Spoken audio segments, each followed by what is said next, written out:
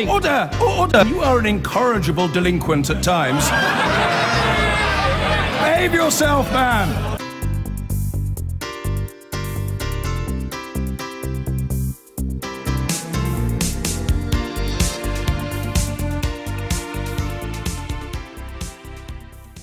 Now, it's the new song which people are talking about, but no radio station wants to play.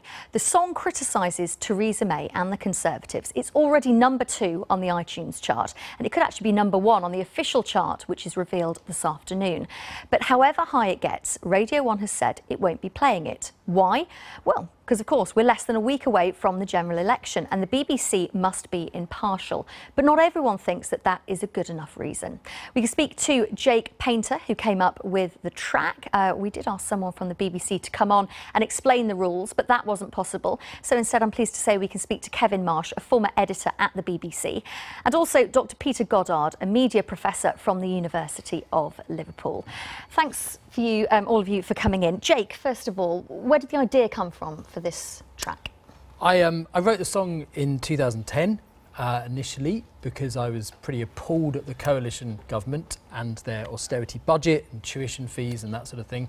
So I wrote it then, released it about 7 years ago, and it's sort of had some traction on the internet since then. And then I've been writing political music for about 7 years, so you know, released lots of other things too. But about a month ago, when the election was called, I just felt so despondent about where this country's going with the NHS cuts and the police cuts and school funding and that kind of thing. And it just felt like, you know what, I'm going to do this again but aimed at Theresa May.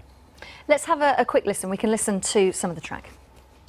Oh no, politicians like telling lies. Big ones, little ones, porcupines, saying they're strong and stable, won't disguise. We're still being taken for a ride. The nurses going hungry, schools in decline. I don't recognize this broken country of mine. They're having a laugh, they show them the door, then cut the rich, not the poor.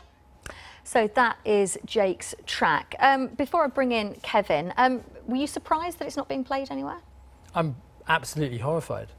I think it's when you look at the bias in the media, not just the BBC but wider media in general, I think towards the Tory party, there's been so many studies on this. LSE, Cardiff University, Birkbeck, massively weighted in front of Tory policies. So we've got these rules on... The thing is, we have rules here at the BBC, and I'm sure Kevin can come in on this. I mean, every programme is scrutinised so heavily during an election period. You have to make sure that you give equal weight to political parties so that there is a fair reflection out there. And Kevin, presumably these are the conversations that would be going on right now at the BBC about Radio 1 not playing this track. Of course, of course.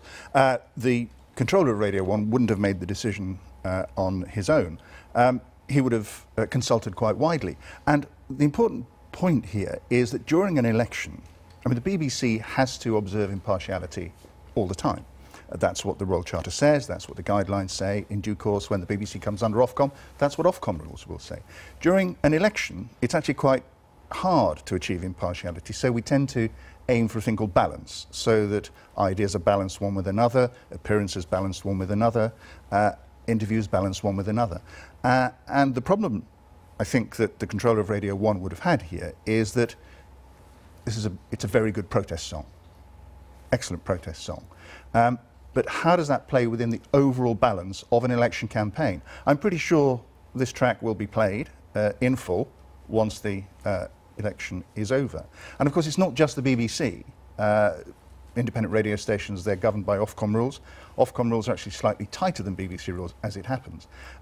But at the end of the day, you have this situation where for a few weeks, 6 weeks or so, there is an election and there is a requirement to be able to demonstrate, not just be balanced, but demonstrate, using numbers, using charts, using spreadsheets, how that balance has been achieved. But if we're going to be demonstrating balance, look at the tweets from Laura Kuenssberg, Nick Robinson. We don't have balance in the wider BBC.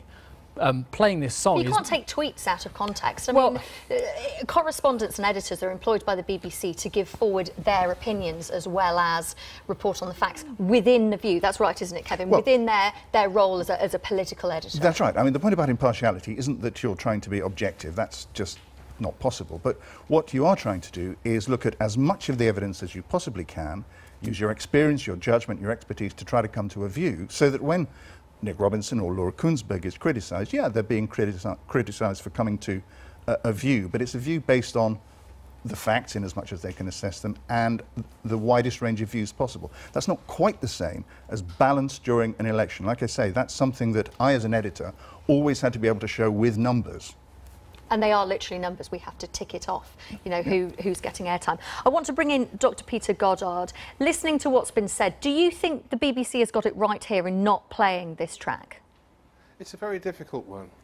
Kevin is right that the BBC needs to show balance, but it's not as straightforward as just counting or saying, talking about impartiality. It's how we interpret it. The guidance actually talks about news and it talks about political advertising. And this track doesn't quite conform to either of those things. In fact, the BBC has, as you have done just now, played it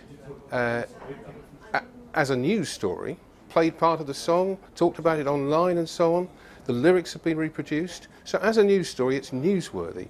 And that fits into one conception of balance. It's not a political advertisement. It doesn't fall into the party election broadcast kind of situation. It is a phenomenon. It is a song which is in the top 10. Consequently, the BBC sort of has a duty to play it as part of the chart show. The idea of the chart show is that the BBC plays without fear or favour the songs that happen to be in the top 10. So playing it on Radio 1 in the chart show is a particularly awkward situation.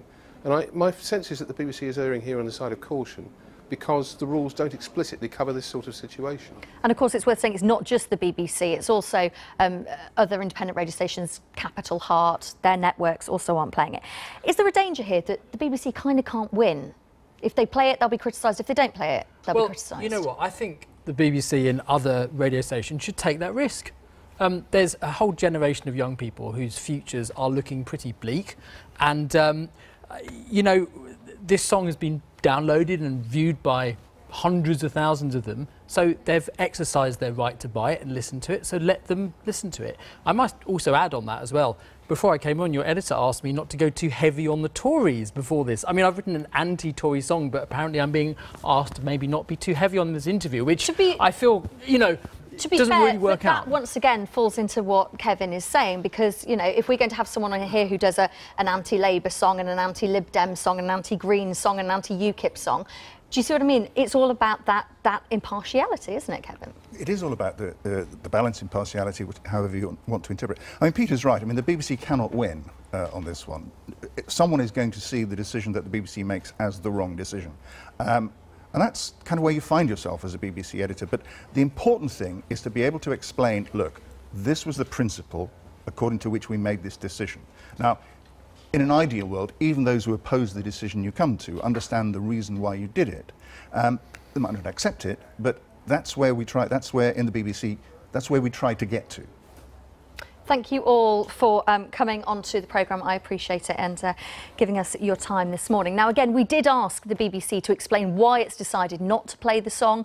Radio 1 sent us this statement. We do not ban songs or artists. However, our editorial guidelines require us to remain impartial, and the UK is currently in an election period, so we will not be playing the song.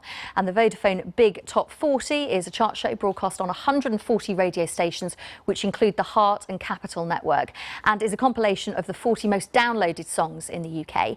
Their spokesperson gave us this statement. During the election campaign, all broadcasting is subject to special impartiality requirements under Section 6 of the Ofcom Broadcasting Code. The lyrics of this song meant that we couldn't play it ahead of the election. Beyond that, we don't comment on playlist decisions. I've been getting